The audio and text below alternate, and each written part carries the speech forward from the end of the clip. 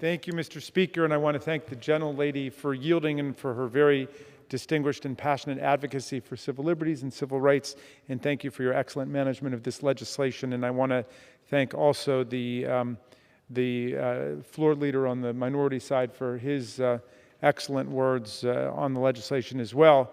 Mr. Speaker, I rise today in support of my bill, H.R. 4330, the Protect Reporters from Exploitative State Spying Act, or the PRESS Act, which I introduced with Congressman Lieu and Yarmouth. It's a close successor to the bill that then Congressman Mike Pence got passed in the House in the 110th Congress by a lopsided vote of 398 to 21. Given that the bill has passed unanimously in the Judiciary Committee earlier this year, I'm very hopeful that this is the Congress in which we can get it done. Our founders insisted that the American people must have the means to acquire the truth about their own government, their society, and their world. Those who mean to be their own governors, said Madison, must arm themselves with the power that knowledge gives. Newspapers were critical, a form of continuing public education about government and about society. Jefferson said, if it were left to me to decide whether we should have a government without newspapers or newspapers without a government, I should not hesitate a moment to choose the latter. The great Tom Paine not only defended, but he demonstrated the power of the pen as the people's weapon against political tyranny. His sensationally successful pamphlet, Common Sense, argued the central importance of free speech and free press to the survival of political democracy. In theory, the specific command in the First Amendment that Congress shall make no law abridging the freedom of the press was unnecessary because press freedom would already, by definition, be subsumed under the freedom of speech. But the framers insisted upon protecting the structurally distinctive role that the press plays as a watchdog institution in a representative democratic society. Not everyone can go to congressional hearings or state legislative sessions or county council meetings late into the night. Not all of us can travel to Ukraine to uncover Russian war crimes against the people there, or go to Afghanistan to see what it means to have theocratic tyranny oppressing the people. Not everyone can personally go get the Pentagon Papers, or break the Watergate scandal, or penetrate crime and drug trafficking rings, or see with our own eyes how climate change is ravaging the Louisiana coast or Pakistan. But as citizens of the United States, we are all equally implicated and affected by these developments, and we are all equally invested in obtaining the truth about them. And this is why we need professional journalists and newspapers. Yet reporters in our country face violence, threats, intimidation, and even jail time just for doing their jobs, providing news and information. The Committee to Protect Journalists reported that journalists in the U.S. faced unprecedented attacks in 2020.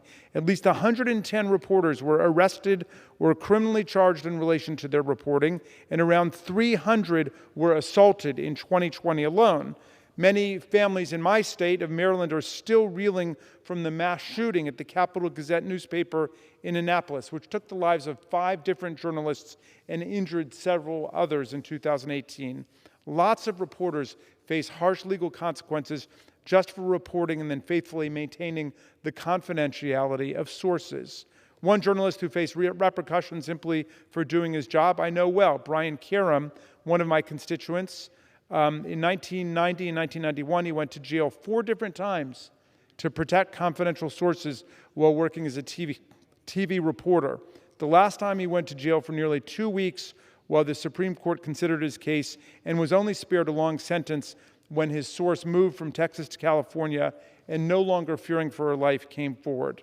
Now more than ever, we need to make good on the constitutional promise of a free press by establishing a federal shield law to protect journalists against government overreach and prosecutorial abuses that may occur from one administration to the next. The Press Act is an update of the Free Flow of Information Act that I introduced with the gentleman from Ohio, Mr. Jordan, the ranking member of the Judiciary Committee in the 115th Congress.